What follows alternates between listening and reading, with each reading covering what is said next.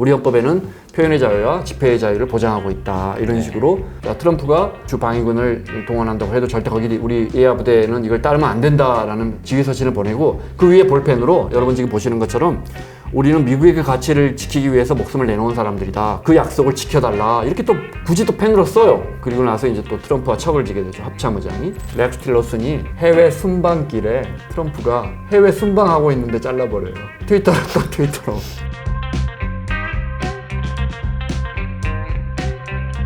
김원장 기자의 기자간담회 8화 오랜만에 또 찾아왔습니다. 최근에 큰 이슈가 있었는데 미국 대선이 이제 끝났습니다. 트럼프가 압도적인 승리로 당선이 됐는데 제가 전에 해리스만 얘기하고 트럼프 얘기를 안 다뤄서 김원장 기자님이 해리스 지지자 아니냐라는 비판 댓글들이 많았어요. 그래서 오늘은 보라색 입고 오셨어요. 빨간색이랑 파란색이 합쳐진 듯한 아니 그냥 추워서 입고 왔어. 오늘 그래서 트럼프에 관한 이야기를 할 건데 자 그럼 하나하나 살펴볼게요. 지난 정부에서 트럼프한테 등을 돌린 사람 저희 첫 번째로 꼽은 사람 누굽니까? 트럼프 행정부에서 트럼프가 또 기용을 할 때는 되게 극찬을 하잖아요. 근데 트럼프 단어들은 되게 직관적이잖아요. Great man, 머스크한테 man. 또 뭐 했던 단어들 그대로 쓰죠. 정말 the best 이런 단어를 써서 기용했지만 그에게 등을 돌린 사람들. 먼저 마크 에스퍼 국방장관인데요. 여러분 아시는 것처럼 2020년 5월에 조지 플로이드라는 흑인이 왜 경찰 진압 과정에서 죽잖아요. 경찰이 이렇게 목을 눌렀는데 이 무릎으로 그 사이에 숨을 못 쉬고 질식해서 죽으면서 블랙 라이브스 매터라는 흑인 생명도 흑인 인권도 중요해라는 시위가 전국으로 번지죠. 그때 이제 트럼프 대통령이 에스퍼 국방장관에게 주 방위군 동원을 요청 내지는 지시했다는 거예요. 그걸 마크 에스퍼 국방장관은 주 방위군은 시민들의 폭력을 수반하지 않은 시위에는 동원할 수 없다라는 원칙을 내세워서 반대했고 이때부터 어긋나기 시작했고 10월, 11월 되면서 이제 에스퍼 장관 해임해 트위터로 해임해요. 트위터로 본인에게 알리지 않고 미국은 원래 이런 식인가요? 트럼프 방식이죠. 트위터로 해임을 합니다. 그때 이제 그 이후에 2021년에 퇴임 후에 에스퍼 장관 CBS의 60미닛 출연해가지고 굉장히 그의 위험한 군사적 시도가 여러 번 있었지만 우리가 그를 막니라고 뭐 곤욕을 치렀다 이런 식으로 트럼프를 비판합니다. 예를 들어 멕시코 마약 카르텔을 소탕하기 위해서 그럼 미사일 쏴버려 뭐 이런 식의 접근법. 뭐 트럼프 당선자 진심이겠죠. 근데 트럼프 당선자의 화법이잖아요. 굉장히 공격적이고 위험하지만 사실 또 그걸 실행하지는 않아요. 많이 실행하지는 않아요. 근데 이기 행정부 때는 어떻게 될지 모르지만 그게 어떻게 보면 협상의 레버리지를 일으키면서 굉장히 과도하게 이야기하고 그걸로 협상을 하는 방식이잖아요. 근데 이제 이기 행정부 때는 어떻게 될지 모르겠지만 에스퍼는 이제 그 뒤에도 꾸준하게 트럼프를 비판합니다. 당시에 합참 의장이 마크 밀리입니다. 프린스턴대 나와서 ROTC를 한 아주 독특한 아이비리그 나와서 저 대학원도 콜롬비아를 졸업한 아주 석학인데 마크 밀리 합참 의장이 당시에 트럼프 대통령이 주 방위군을 동원하려고 하자 전군 지휘관들에게 일종의 지휘 서신을 보냅니다. 인종과 피부색을 떠나서 우리는 미국의 헌법 가치를 지켜야 한다. 미국은 헌법이 정말 중요해요. 어느 나라든 헌법이 중요하지만 미국은 전 세계 사람들이 모이고 다 다른 민족의, 다른 종교의, 다른 피부색의 사람들이 모이잖아요. 그러면 왜 한 깃발을 따라야 되죠? 한 나라를 추구해야 되나? 그 기본 그 어떤 의식을 관통하는 제도가 헌법인 거죠. 어느 나라도 마찬가지지만 미국은 그래서 헌법이 더 중요한데 헌법 가치를 지켜야 한다. 우리 헌법에는 표현의 자유와 집회의 자유를 보장하고 있다. 이런 식으로 누가 봐도 트럼프가 주 방위군을 동원한다고 해도 절대 거기 우리 예하 부대는 이걸 따르면 안 된다라는 지휘서신을 보내고 그 위에 볼펜으로 여러분 지금 보시는 것처럼 우리는 미국의 그 가치를 지키기 위해서 목숨을 내놓은 사람들이다. 그 약속을 지켜달라. 이렇게 또 굳이 또 펜으로 써요. 6월 2일인가? 이걸 써요. 이게 유명한 일화예요. 그리고 나서 이제 또 트럼프와 척을 지게 되죠. 합참의장이. 2013년인가? 마크 밀리 물러나면서도 트럼프를 또 공격합니다. 진정한 군인은 독재자의 말을 따르지 않는다라는 정말 직격탄을 날리고 트럼프에게 등을 돌리죠. 세네요, 발언들이. 근데 이 펜으로 여기다 썼다는 건 또 의미가 또 있나요? 문서인데 펜으로 쓰는 매우 독특한 강한 의지의 표현이라고 할 수 있는 거지. 그렇겠네요. 속마음을 써버린 거야. 트럼프가 우리 헌법을 흔들 수도 있다. 그거 따르지 말아라는 그런. 네, 보니까 군 관련 인사들이 또 줄줄이 등을 돌린 것 같아요. 그것도 맞는 표현이지만 트럼프가 군 관련 인사들을 많이 고용했어요. 안보와 외교 라인에서. 그러다 보니까 아무래도 트럼프의 반기를 든 사람들이 유독 군인 출신들이 많아요. 그 또 누가 있나요? 그 앞에 이제 에스퍼 장관 앞에 제임스 매티스라는 사진 보면 아실걸요. 워낙 강렬한 사람이고 별명이 매드독이니까 미친 게 정말 얼굴부터 강인해 보이고 굉장히 독실한 기독교 신자고 정말 원칙주의자죠. 말 정말 무섭게 해요. 예를 들어 예의를 갖추고 프로가 되라. 하지만 언제든 그를 죽일 준비는 하고 있어라. 병사에서 사성장군이 됐으니까. 그리고 41년 동안 군에 복무했으니까. 네. 총알이 나를 스치고 지나갈 때 그 짜릿함 정말 짜릿하다. 이렇게 전쟁 경험이 많으니까. 정말 미국은 전쟁을 워낙 많이 수행하기 때문에 전쟁 경험이 많은 장군이나 이런 정치인들이 많죠. 네. 근데 이제 취임하고 얼마 지나지 않아 이제 트럼프하고 갈등이 생기기 시작합니다. 예를 들어 트럼프가 지나가는 말로 트럼프 말 그냥 툭툭 던지잖아요. 예를 들어 물고문이 효과적이다. 테러리스트들에게는 관타나모 이런 데서 그럴 때 이제 물고문보다는 담배나 맥주 한 잔이 더 유리할 수 있다. 이런 식으로 이제 트럼프가 점점 각을 세우기 시작하죠. 그게 이 장군의 입장인 거죠? 그렇지. 이렇게 회유책이 더 좋은 것이다. 그러니까 굉장히 강성이지만 훗날 제임스 매티스에 대한 평가는 군을 정말 사랑했고 미군의 안위를 가장 우선적으로 생각했다라고 평가는 굉장히 좋아요. 근데 이제 2018년 12월인가요? 미국이 시리아에서 철군해요, 그죠? 그때 이제 미군이 쿠르드족 약속해갖고 쿠르드족 반군하고 같이 이렇게 시리아 정부군과 계속 하다가 트럼프가 집권하고 원래 공약이었어요. 나 시리아에서 빠질래. 잃어버리면 그동안 미군이 그 지역에서 약속했던 것들을 어기게 되잖아요. 그럼 이제 원칙주의자들, 다자주의자들, 기존의 공화당 지도부들은 약속을 지켜야 한다. 이런 입장이죠. 트럼프는 이런 거 중요하지 않아요. 그 끝날 것 같지도 않고 우리나라도 아니고 돈도 많이 드는데 빼자. 또 군인 2,000명 다 빼버렸죠. 이러면서 이제 결정적으로 제임스 매티스랑 각이 갈려서 해임되죠. 그때 외교 안보부처 사람들 다 반대하고 린지 그레이엄 같은 정말 트럼프의 최고 측근인 상원 의원들조차도 우방과의 약속을 지켜야 한다. 시리아에서 철군하면 안 된다. 했지만 트럼프는 해버렸어요. 그러니까 이제 여기서 그 뒤에 이제 점점 갈라지면서 트럼프가 어떤 공개석상에서 제임스 매티슨 말이야. 솔직히 말하면 민주당원일지 몰라. 굉장히 이렇게 모욕적인 매티스한테는 굉장히 강성의 굉장히 보수파 공화당원인데 이런 이야기를 하면서 결국은 해임이 됩니다. 제임스 매티스에게 해고 사실을 알린 사람은 국무장관인데 이제 그 다음 기로 넘어가는 거예요. 폼페이오 국무장관이 매티스의 해고 사실을 알려줍니다. 마이크 폼페이오야말로 정말 트럼프의 황태자라 할 만큼 그 뒤에 끝까지 임기를 채웠고 폼페이오는 정말 트럼프 행정부의 정말 최고의 2인자, 어쩌면 펜스 부통령보다도 최고의 2인자였지만 그 뒤에 임기는 채웠지만 뒤에 점점 임기가 끝나고 나서 트럼프 대통령에게 이제 비판적인 입장을 하고 사실은 다른 정치인으로서 경쟁을 하다가 공화당 찬조 연설도 하고 했지만은 트럼프에 대해서 점점 비판의 목소리를 높였어요. 너무 비용을 들어서 우방이나 동맹이라도 이해 타산을 우선시한다. 그것이 미국에게 많은 걸 잃게 만들었다. 이런 발언들을 하면서 트럼프를 공격을 하죠. 또 개인의 충성도로 사람을 평가한다. 이런 식으로 이제 트럼프를 비판하지만 폼페이오는 트럼프에게 등을 돌렸다라고 표현하기는 좀 어려운 것 같아요. 비판적 입장이었다. 그래서 이번 내각을 새로 2기 행정부의 내각을 짤 때 폼페이오하고 니키 헤일리 전 유엔 대사, 니키 헤일리 같은 존 볼튼 같은 안보 보좌관들 이 세 명이 정말 강성 매파고 이 세 명이 또 이제 우리 북미회담을 조율했던 당사자들인데 공교롭게 이 세 명이 또 다 등을 돌렸어요.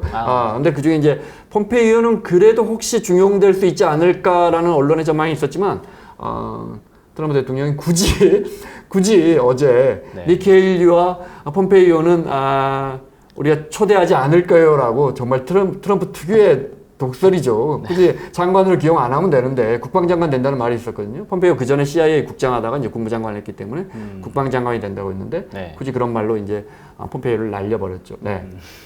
그렇게 폼페이오는 그래도 임기라도 채웠지만 네. 그 앞에 국무장관이 누구냐면 렉스 틸러슨이에요. 미국 사람들이 매우 좋아했던 국무장관이고, 네. 역시 이란 핵 협정 이런 것도 이란 핵 협정이라는 게 이제 6개 나라가 한꺼번에 이란의 비핵화를 지켜보면서 약속을 지키게 압박하는 그런 건데 미국만 탈퇴해 버린 거란 말이죠. 트럼프 네. 행정부 때. 네.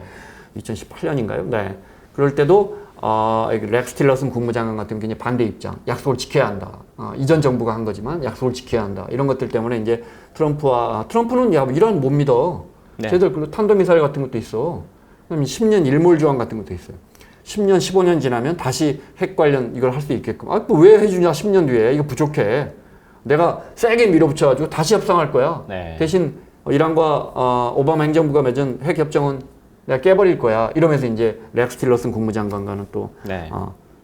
사이가 안 좋아지고 렉스 틸러슨이 해외 순방길에 네. 트럼프가 해외 순방하고 있는데 잘라버려요. 그리고 또 트위터. 트위터로. 그러니까 이거 DM이 아니고 트위터에다가 공개적으로 그냥 올리는 거예요. 올려버리죠. 누구는 해임됐다. 더 좋은 사람이 올 것이다. 네. 참. 어이가 없겠네요. 당하는 사람도. 실세가 어떻게 되든 간에 네. 미국의 이제 공식적인 2인자는 부통령이잖아요. 당연하죠. 네. 네. 네. 그 미국 트럼프 행정부 때 펜스 부통령도 네. 사이가 안 좋다고. 많이 안 좋죠. 많이 안 네. 좋아요. 네. 존 켈리 비서실장도 그렇고 펜스 부통령도 그렇고 두 사람이 아마 제일 트럼프에게 등을 세게 돌린 사람이 아닐까? 러닝메이트 아니에요? 지금 네. JD 벤스처럼 네. 러닝메이트인데 어떻게 보면 정적이기도 했거든요. 그러니까 여기서 펜스 부통령이 트럼프를 비판하는 건 그런 측면에서도 좀 봐야 돼요. 우리도 여든 야든 이렇게 같이 대선 주자로 평가를 받으면 서로 공격하잖아요. 네. 많이 하죠. 약간 그런 네. 측면도 있고. 네. 근데 이제 기본적으로 펜스 부통령은 정말 진짜 순수 혈통의 공화당 당원이고 네. 트럼프 대통령은 공화당과는 또 다른 면이 있잖아요. 민주당과도 각을 지고 있지만 정말 트럼프만의 색채가 있죠. 예를 들어 낙태 같은 문제는 네. 펜스 부통령 같은 보수주의자들은 절대 허용 안 되는 거란 말이에요. 그러니까 트럼프 이런 부분에 대해서 표가 좀 불리하다 싶으면 말을 흐려버리잖아요. 트럼프 이런 거 중요하지 않아요. 네. 이런 이념 문제 이런 거 중요하지 않아요. 트럼프는 그냥 잘 살고 못 살고 이런 게 중요한 거예요. 내 편, 남의 편 이런 게 중요한 거지. 네. 뭐 낙태 문제 뭐 이런 가치와 관련된 거 이런 거 별로 중요하게 여기지 않아서 네. 이런 부분에서 이제 충돌했다는 거고 결정적으로 트럼프에게 등을 돌린 많은 사람들이 이제 존 켈리도 그렇고 비서실장도 그렇고 트럼프가 이제 바이든에게 지고 지난 대선에서 네. 그때 이제 부정선거 논란이 커지잖아요. 네. 그때 펜스 부통령이 상하원 합동회의에서 이제 지금까지 나온 득표수로 선거인단을 인준해줘야 돼요. 네. 낸시 펠로시 그 이제 하원 의장과 같이 사진 보시면 네. 그때 안 하겠다고 트럼프 편에 들겠다고 했다가 말을 바꿔서 그 선거 결과 그 선거인단을 인준을 해줘 버려요. 결정적으로 여기서 이제 갈라섰군요. 야 트럼프 입장에서는 야 너가 내 편인데 나는 부정선거에 당했는데 이러면서 이제 선거 바이든의 승리가 확정이 되고 네. 그러면서 이제 흥분한 트럼프 지지자들이 의회에 난입해서 뭐 난리가 나고 미국 의회 역사상 정말 최악의 사태가 4명이나 그날 숨지고 네. 최악의 사태가 발생을 하죠. 네. 낸시 펠로시 여사 40년생이에요. 네. 20선 한. 이게 왜 가능하냐면 미국 하원은 임기가 2년이라 그러니까 그 곱하기 20에 40년 한 거죠. 이제 40년생이니까 지금 우리나라에 85인데 이번에 또 재선 20선이 됐어요. 네. 그리고 이제 국방부 장관들, 네. 외교를 담당하는 글로벌 정세를 담당하는 국무장관들, 네. 그 다음에 부통령, 비서실장. 네. 프리버스 비서실장 처음에 임기 초기에 6개월 만에 무능하다, 백악관을 장악하지 못한다 해서 트럼프가 굉장히 화내면서 잘라버렸고, 네. 프리버스는 크게 비판은 안 했지만 또 이 협의를 하지 않는다, 독자적으로 행동한다, 누군가의 말을 듣고 와서 그걸 결정해버린다, 이렇게 이제 강도는 세지 않았지만 트럼프를 비난했고 그 뒤에 이제 존 켈리라는 역시 해병대 사성장군 출신의 정말 딱 봐도 얼굴에 공화주의자, 공화당 그 정말 순수 혈통의 공화당 백인 정말 기독교 우리가 흔히 와스프라고 하죠. 존 켈리 비서실장도 뒤늦게 이제 트럼프에게는 정말 강하게 등을 돌린 파시스트라 그랬어요. 파시스트. 독재자를 옹호하고 트럼프는 파시스트다 이렇게 이야기했고 기본적으로 여기 다 워딩들이 세네요. 네, 존 켈리는 정말 비서실장이잖아요. 네. 가장 옆에서 트럼프를 지켜봤잖아요. 네. 그리고 이제 뭐 사이가 벌어지고 나니까 네. 정말 너무 세게 말하는데 제가 10월 30일 날 뉴욕타임즈 기사에 트럼프의 탑 어드바이저들 네. 그러니까 최고 랭킹의 조언자들은 왜 트럼프를 거짓말장이라 부르나 제목이 세죠. 뉴욕타임즈는 정말 선거 막판에 엄청나게 반 트럼프 기사를 쏟아냈죠. 네. 공개적으로도 트럼프를 반대한다고 밝혔고 네. 거기에 이제 어마어마하게 그 트럼프의 인사들이 트럼프에 대해서 비판한 것들을 정말 많이도 썼다. 기사 엄청 길어요. 정말 이만큼 정리해놨어요. 사람마다. 네. 거기에 보면 켈리는 이렇게 말해요. 헌법의 가치보다 자신의 이익을 먼저 우선시하는 사람은 대통령이 돼서는 안 된다. 그야말로 직격탄이죠. 네. 네, 아까 처음에 미국에서 제일 중요한 가치가 헌법 가치라고 했는데 네, 네. 그 헌법 가치를 부정하는 사람이다 이렇게 라고 비판해 버렸습니다. 그렇게 주장을 하죠. 네. 네. 그리고 이제 군인 출신이잖아요. 해상대 네. 사성 장군 출신이기 때문에 켈리는 이렇게 말해요. 제복을 입고 조국을 지키거나 전투 중 총에 맞아 중상을 입은 군인을 무시하는 사람, 절단장을 입은 군인과 어울리지 않는다며 사진 찍는 것을 거부한 사람, 미국이 무엇을 의미하는지, 미국이 무엇을 위해 존재하는지 전혀 모르는 사람, 우리의 민주주의, 헌법, 법치에 대한 경멸밖에 없는 사람, 더 이상 말할 수 있는 게 없습니다. 하나님 우리를 도와주세요라고. 그러니까 정말 이게 민주당이 아니라 공화당 내에서 이런 비난을 하는 거잖아요. 그러니까 비서실장이. 네, 비서실장이. 그러니까 트럼프와 각을 세우면 네. 트럼프가 워낙 좀 감정적이기도 하기 때문에 네. 이제 확 나눠지고 적이 돼버리죠. 그죠? 네. 네. 그래서 이 존 켈리하고 매티스 국방장관, 네. 렉스 틸러스 국무장관 이걸 트럼프가 어떤 위험한 선택을 할 때마다 이걸 그러지 마. 한 번만 더 생각해 봅시다. 이런 그래서 어른의 축 네. 엑시스 오브 어덜트라고 옛날 부시 대통령이 악의 축이라고 해서 이란 북한 뭐 이런 거 악의 축이라고 우리 많이 들었잖아요. 어른의 축이라고 언론들이. 근데 그 어른의 축들이 다 등을 돌려버린 거예요. 그리고 나서 이제 리키 헤일리라든지 존 볼튼 같은 진짜 강성 매파 네. 그다음에 폼페이오가 들어서는데 공교롭게 그 세 명도 다 지금은 반 트럼프에게 등을 돌리고 네. 특히 존 볼튼 같은 정말 슈퍼 매파죠. 네. 존 볼튼 같은 슈퍼 매파는 자서전 써. 미국 사람들 자서전 쓰잖아요. 퇴임하고 나서. 네. 거기 보면 그날 어떤 일이 있었는 걸 다 써버려요. 그래도 민사소송 안 걸리는 거 보면 미국은 하여튼 언론에 대한, 출판에 대한 자유는 정말 확실히 보장되는. 네. 근데 이제 예를 들어, 중국에서 시진핑이나 중국 행정부가 위구르족 이런 사람들 투옥하고 재교육을 하기 위해서 뭐 이런 것들, 감옥 세우고 이런 것들도 트럼프는 협상을 할 때 괜찮아. 너희들 우리 곡물만 수입해주면 우리 관세 안 올릴게. 그게 내 재선에 유리해. 트럼프 이렇게 화끈하게 이야기한단 말이죠. 네. 그게 이제 존 볼턴이 트럼프를 비판하면서 어떻게 독재자와 협상을 하느냐. 네. 어떻게 그 독재자가 소수민족을 향한 그런 억압에 대해서 찬성하는 운동을 하느냐. 뭐 이런 식으로 네. 트럼프를 비판하는데 자세히 보면 여기에 이제 트럼프와 트럼프를 비판하고 트럼프에게 등을 돌린 참모들과의 극렬한 차이가 나죠. 트럼프는 적과 우방이 별로 없어요. 트럼프의 생각 속에서 네. 네. 트럼프는 실리주의자고 네. 현실주의자이기 때문에 네. 이런 부분에서 아마 이 볼튼의 자서전을 트럼프가 뭐 읽어보지도 않았겠지만 읽어본다면 네. 미국 사람들의 국익에 별 도움 된다면 나는 시진핑하고 손잡을 수도 있어. 뭐가 잘못돼 있어? 시진핑이 독재자인들 아닌들? 트럼프는 이렇게 말할 거고 사실 상당 부분 수긍이 되지 않아요? 네. 그러니 미국 사람들은 얼마나 이 트럼프의 이런 입장에 대해서 수긍하고 나아가서 속이 다 시원하겠어요. 그렇죠. 뭐 네. 사실 뭐 그냥 일반인들 입장에서 중국의 인권이 뭐가 중요하겠어요? 미국 사람들 나 먹고 살기 힘든데 내 그죠? 소득 자꾸 줄어드는데 네. 그죠? 중국 사람들, 한국 사람들 뭐 이런 사람들 와가지고 자꾸 뭐 큰 집에 살고 네. 아이들은 좋은 대학 다니고 큰 차 타고 다니고 그러니까요. 난 열심히 살고 예수님 믿고 주말마다 교회 가고 민주당 지지했는데 네. 올바르게 살아라는 그 PC주의 지지했는데 네. 내 인생은 내 그래서 뭐지? 네. 화가 나지 않겠어요? 근데 트럼프가 그 사람들 다 날려버리겠다는 거 아니에요? 시원하게 네, 긁어주는 네. 거니까. 네. 보면요, 우리가 흔해서 그래서 이제 네오콘이라고 하잖아요. 이제 네. 강성 보수를 일컫는 네오콘 티파티에 의해서 만들어져서 기존의 보수보다 훨씬 강성이면서 매파죠. 네. 그 네오콘과 트럼프와 그러니까 지금 트럼프에게 등을 돌린 내각들 그 네오콘과 트럼프와의 차이를 한 세 가지로 분리해 보면요. 네. 네오콘은 네. 존 볼튼이나 폼페이오로 일컬어줄 수 있는 네오콘들은 기본적으로 미국은 세계 경찰이고 네. 세계 질서를 어지럽히는 사람들은 응징해야 되고 네. 전쟁도 불사해야 되고 네. 그렇게 해서 세계 질서를 잡아야 미국의 힘이 유지되고 그것이 미국의 국력이라고 생각하고 네.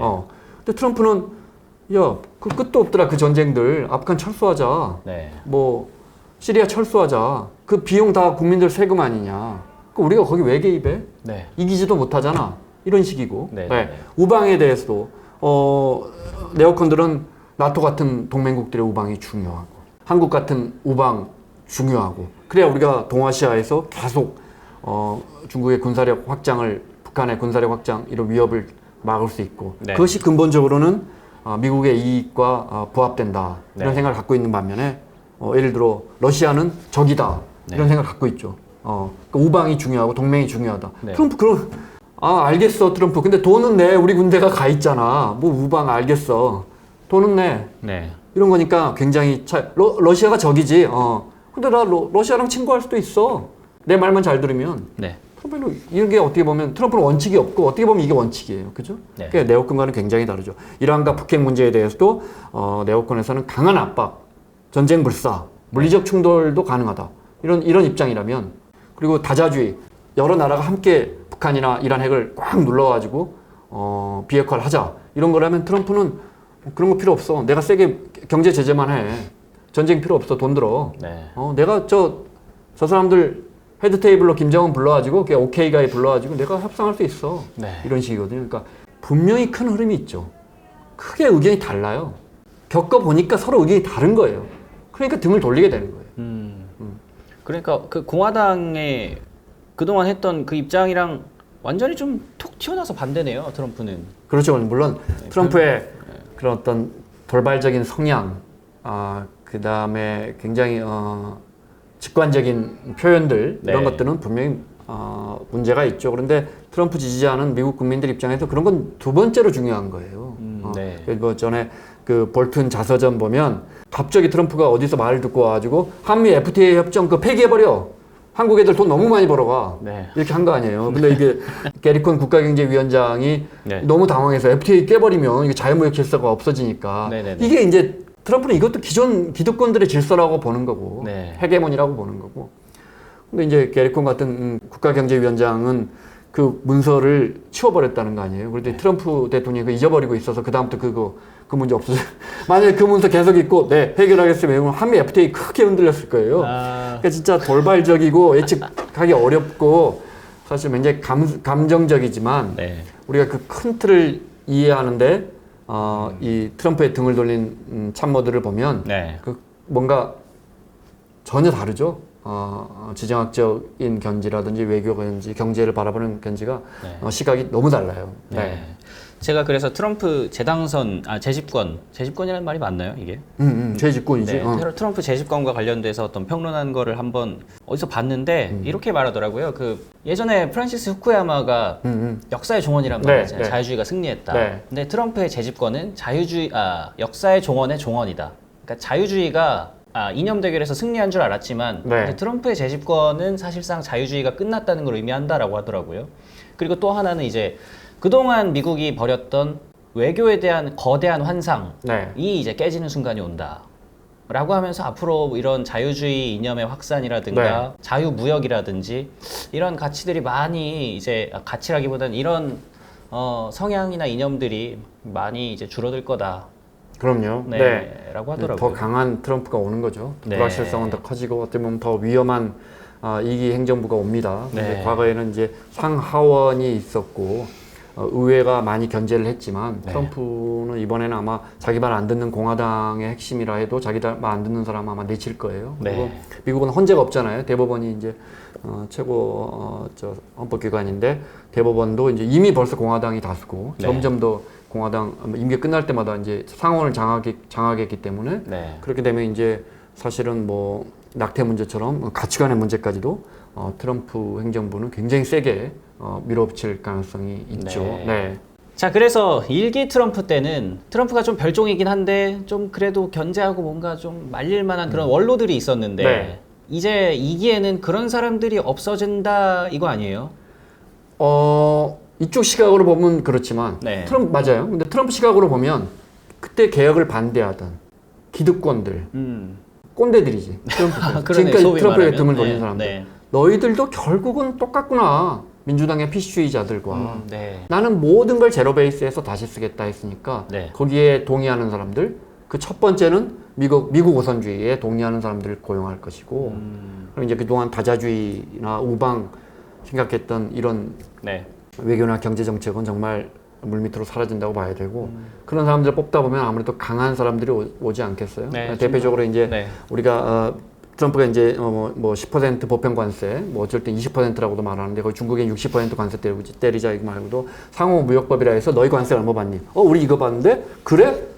우리도 그럼 너희가 관세 이만큼 받는 만큼 우리도 똑같이 관세 받을게. 상호 무역법 하는 피터 나바로 같은 교수도 원래 UC 얼바인에 사실은 그 전에도 유명한 책 많이 써가지고 유명한 교수였는데 네.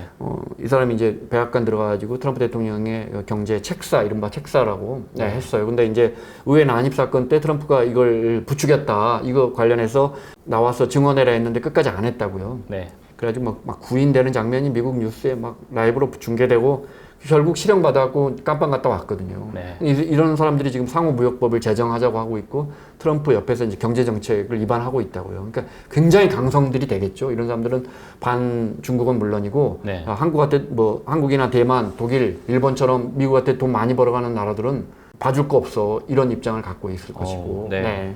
그러니까 사실상 거의 뭐 몇십 년 만에 보호무역이 지금 부활하는 그런 느낌. 그럼요. 네. 95년 이후에 WTO 이후에 이제 중국이 개방되고 자유무역했던 그 시절은 우리가 이미 다 알고 있는 것처럼 이제 끝났어요. 그렇게 해서 미국으로부터 큰 돈을 벌어가는 나라들은 중국이나 한국 같은 나라들은 미국 국채를 사주고 달러가 남으니까 네. 미국은 그 돈으로 다시 돈을 빌려서 재정을 때우고 대신에 그렇게 전 세계로 풀려나간 달러들은 많이 유통이 될 거 아니에요. 네. 유통이 되면 기축통화가 유지가 되죠. 네. 기축통화라는 게 뭐예요? 전 세계 사람들이 쓰는 통화예요. 하나도 어렵지 않아요. 네. 그러니까 베트남 사람이 프랑스하고 교역할 때 유로 쓰지도 않고 베트남도 쓰지도 않고 달러 쓴단 말이에요. 네. 그렇게 넉넉하게 시장에 달러가 유통이 되려면 미국은 계속 적자 국가여야 돼요. 그게 이제 트래핀의 딜레마라는 이론인데 네. 미국은 계속 적자 국가여야 되고 그렇게 해서 지금까지 자유무역 체제가 선순환이 돼 왔어요. 네. 근데 미국의 중산층이 무너지면서 트럼프가 그 고리를 파고들면서 우리만 가난해진다. 왜 한국과 중국 같은 나라들만 부자가 되느냐? 우리는 한국에 대해서 뭐라 했죠? 머니머신? 돈 만드는 기계. 그런 나라에 왜 퍼줘? 우리가 돈을 받아야지. 네. 뭐 이렇게 이야기했고, 네. 우리 칩스 반도체 과학법에 대한 보조금은 10센트도 줘서는 안 된다. 이렇게 이야기했으니까 그 시절은 끝난 거죠. 네.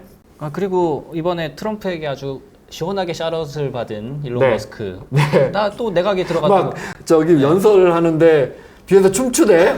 참 특이한 사람이야. 네. 네.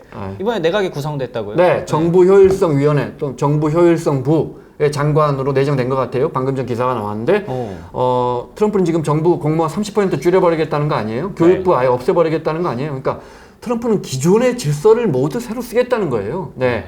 거기에 정말 나는 립 서비스일 줄 알았더니 앨런 머스크를 정말 기용할 것 같고 네. 앨런 머스크가 트위터 인수할 때도 지금 X로 이름 바꾸면서도 그 세면기 같은 거 갖고 트위터 들어가는 장면을 그 그래픽으로 만들어 갖고 들어간 적이 있었거든요. 이번에 또 백악관에 엊그저께 그거 올렸어요, 사진. 네. 세면기 뜯어 갖고 백악관에 이렇게 내가 거기 간다 이거지.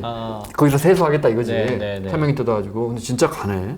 트럼프는 앨런 머스크는 왜 트럼프에게 올인했어요? 여러 설이 있잖아요. 네. 왜 그런가요? 여러 설이 있어요. 예를 들어 딸이 성전환할 때 자녀가 많잖아요. 워낙 여러 여자와 그 성전환할 때 부모 동의를 해준 걸 뒤에 후회했대요. 딸과 멀어지고 이러면서. 네. 그래서 이제 LGBT에 대해서는 굉장히 강하게 반대하게 됐으니까 민주당과 멀어졌고 네. 바이든 행정부와 멀어졌고 바이든 행정부에서는 오히려 전기차에 대해서 트럼프는 전기차 보조금 안 주겠다는 거 아니에요. 트럼프는 이제 로스트벨트 사람들 자동차 산업 일으켜야 되니까 기존의 화석연료 이런 거도 하고 기후변화는 새빨간 거짓말이다 이렇게 믿지 않는 사람이란 말이에요.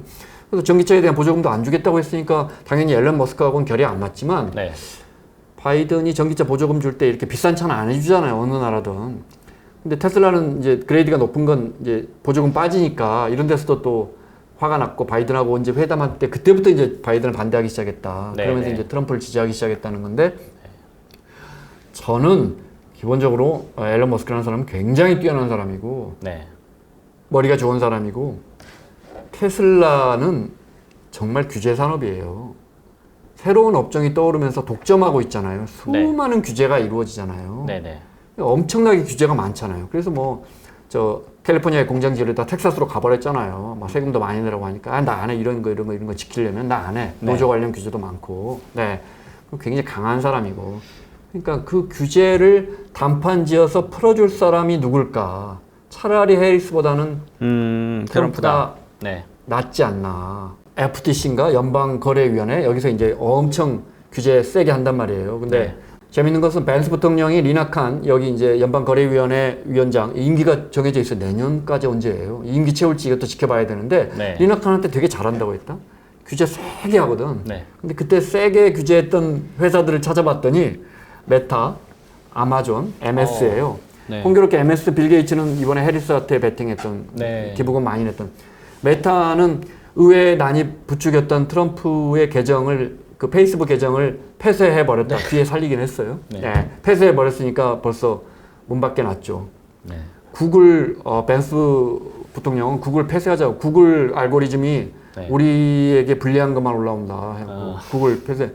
그러니까 뭐 빅테크들 규제하고 싶어 한단 말이에요. 네네네. 벤스 대통령은. 아마존 같은 것도 그때 규제했거든요. 네. 아마존 베이조스는 워싱턴 포스트, 그 전부터 트럼프하고 가기 안 좋았고, 이번에 이제 그게 무서워서 베이조스는 막판에 워싱턴 포스트의 사주인데, 이제 오너인데, 해리스 지지한다는 글 끝까지 말렸잖아요. 그래서 논설이, 그 칼럼이 써져 있었는데, 그 칼럼은 결국 워싱턴 포스트에 오르지 못해서, 워싱턴 포스트의 유료 구독자 뭐 5분의 1인가가 네. 뭐 해지하고 나가버렸다는 거 아니에요? 네. 하여튼 이런 빅테크에 대해서 규제 잘한다. 왜냐면 트럼프는 이런 빅테크마저도 기득권으로 보고 네. 헤게모니로 봤으니까. 벤스도 그런 측면에서 연방거래위원회의 이런 빅테크 규제를 매우 잘한다고 했는데 네. 빅테크 중에 하나가 테슬라잖아요. 네. 그러니까 뭐랄까 머스크 입장에서는 내가 지금 트럼프의 손을 잡아야겠다 이렇게 네. 생각한 게 아닌가. 전기차라는 건 엄청난 규제 산업이거든요. 네. 제 생각이고요. 네. 그러니까 나중에 그래서 네. 리나칸한테 네. 앨런 머스크가 며칠 전에 You will be fired. You are fired는 네. 트럼프의 저거잖아요. 너 해고야. 네. You will be fired soon. 너 곧 잘릴 거야라고. 하여튼 이제 미국 정치에 어떤 품격과 네. 예의 이런 건 없습니다. 이제 할 말 다 하고 사는 세상이 됐습니다. 오로지 미국 정치는. 실리만 있는. 네. 네. 끝으로 이제 국무장관 내정자는 마크 루비오예요. 네, 여러분 많이 들어보셨을 거예요. 네, 쿠바 사람이죠. 아주 가난한 쿠바 이민자 출신이고, 네, 마크 루비오가 내정이 됐어요. 국무장관이 지금 말씀하신 것처럼 국무장관, 부통령, 비서실장, 국방장관, 안보보좌관들이 네. 과연 끝까지 트럼프 옆에 남아 있을까? 루비오는 사실은 전에 제프 부시와 함께 정말 트럼프보다 훨씬 강력한 공화당에서 정말 밀어줬거든요. 제프 부시가 안 뜨니까 네. 루비오를 엄청 밀어줬어요. 뜰 때까지 밀어주다가 안 된 케이스인데 네, 네. 그 뒤에 트럼프의 좀 비판적 입장을 보이다가 다시 관계가 좋아져서 이번에 국무장관에 기용됐고 역시 강성 매파입니다. 특히 중국이나 미국의 무역 흑자국들에 대해서는 네. 매우 강력한 입장을 갖고 있기 때문에 트럼프와 일단 결은 맞다 네. 이렇게 볼 수 있고요. 네. 우리나라 사람들한테도 좀 호감 포인트가 있어요. 예전에 네. 네. 아베 총리한테 네. 위안부 문제에 대해서는 진솔하게 그때는 루비오가 잘 나갈 때예요. 네. 상원의원 하면서 사과해라. 대선 후보로 늘 언급됐었고 공화당에 떠오르는 별 네. 공화당의 오바마다 이런 평가도 받았었고 네 그랬는데 그 아베한테 그런 사과해라 이런 말을 던진 적도 있죠. 네. 자, 그래서 트럼프가 이제 자기 입맛에 맞는 인사들을 이렇게 구성을 했는데 네. 4년 후에 이 사람들이 과연 어떻게 남아 있을까? 또 중간에 또 얘 정말 일 못해 이러고 잘리는 사람, 뭐 트위터 해고되는 사람 나올 수도 있고 재밌을 것 같습니다. 앞으로 네. 지켜보면. 트위터에는 그러니까 X에는 올리지 않고 네. 트루스 소셜에 올리겠죠. 자기 미디어에. 네. 네. 대통령이 자기 미디어에 올리고 네. 대통령이 중국 시진핑 주석 왔을 때 자기 판비치에 있는 마라라고 자기 리조트로 초대하고 네. 참 특이한 일들이 격을 많이 일어나요. 많이 깨네요. 네. 네. 트럼프 대통령 그런 거 중요하지 않. 네네. 자, 그 사람들이 얼마나 남아 있을까? 비서실장에 이제 수지 와일스라는 정말 베일에 가려져 있던 네네. 정말 차갑고 냉철하고 굉장히 뛰어나다는 거 아니에요? 이번 대선에서 조직, 네. 돈, 스케줄 다 걸려 있다는 거예요. 네. 수지 와일스, 아이스 베이비 별명이 아이스 베이비가 왜 베이비인가요? 아니 뭐 여성이라서 그런 별명이 붙었나? 좀 나이는 많더라고요. 60대 중반이에요. 네. 네. 그런데 이제 좋은 뜻으로 이제 베이비라고 붙인 것 같고 네. 따뜻한 표현으로. 네. 아이스 베이비가 트럼프 같이 뜨거운 사람 옆에서 녹아나지 않고 잘 버티는지 모르죠. 뭐 그 냉기가 또 트럼프를 냉각시켜서 잘 살아남을지 그런 것도 네. 지켜볼 관전 포인트고요. 네. 그걸 떠나서 트럼프가 어떤 내각을 세우고 어떤 정책을 하느냐는 우리처럼 거대한 교역 흑자국, 특히 북한을 끼고 있는 분쟁 대상국으로서는 정말 우린 당사자 중에 당사자거든요. 네. 그가 어떤 사람을 고용하고 어떤 정책을 펼치냐는 곧 우리 삶으로 직결됩니다. 그래서 우리가 더 관심 갖고 지켜봐야겠습니다.